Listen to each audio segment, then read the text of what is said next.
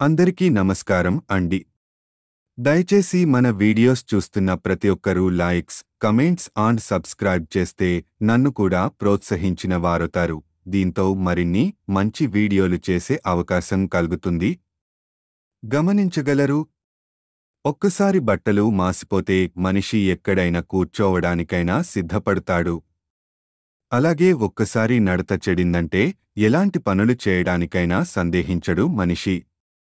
కోపాన్ని పొదుపుగా వాడితే జీవితంలో అన్నీ సక్రమంగా ఉంటాయి. అతిగా వాడితే అంతా గందరగోళం అవుతాయి. ప్రతి కథ పాతదే కాని అనుభవించే వాడికి మాత్రం కొత్తగా ఉంటుంది.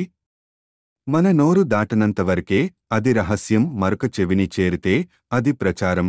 ఎవరికీ చెప్పలేదు, నీకు మాత్రమే చెప్తున్నా అనే మాట ఎన్ని చెవులను చేరుతుందో ఆ చెవులు ఇంకా ఎన్ని చెవులకు అందిస్తాయో. నీవు చేసే పని గురించి నీ అంతరాత్మకు సమాధానం చెప్పుకోగలిగితే చాలు. అందరికీ నచ్చేట్టు చేయాలంటే దానికి నీ జీవితం సరిపోదు. కాలానికి మనం ఇచ్చే విలువ మన విలువను పెంచుతుంది. డబ్బుకు మనం ఇచ్చే విలువ ఆపదలో ఆదుకుంటుంది. సాటి మనిషికి మనం ఇచ్చే విలువ వారి మనసులో మనకొక సుస్థిర స్థానాన్నిస్తుంది. కోపాన్ని ఎప్పుడూ ఉప్పులా వాడాలి. తక్కువైతే మర్యాద ఉండదు, ఎక్కువైతే విలువుండదు. వస్తువులను వదిలేసి జ్ఞాపకాలనే వెంట తెచ్చుకో.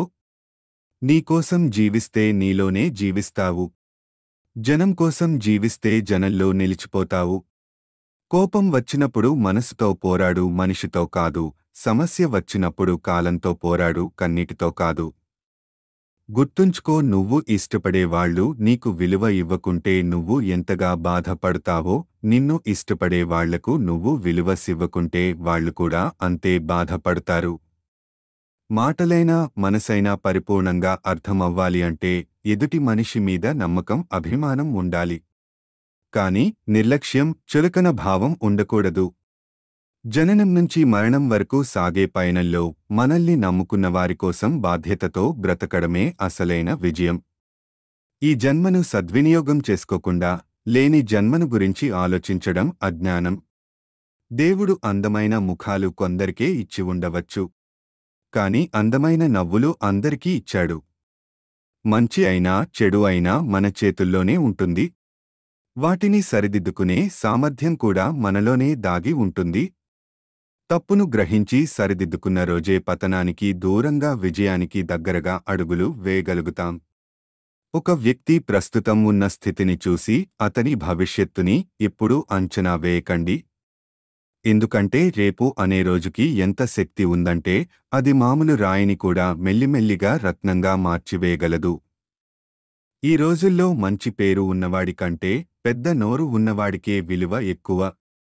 ధైర్యం అన్నదే అసలైన సంపద. ధైర్యం కోల్పోయినట్లయితే అన్నీ కోల్పోతాం. పరిస్థితులు ఎంత కఠినంగా ఉన్నా సరే మనం మనలా ఉండటమే అసలైన ధైర్యం. తప్పు చేశారని ప్రతి ఒక్కరినీ ద్వేషిస్తూ పోతే ప్రేమించడానికి ఎవరూ మిగలరు.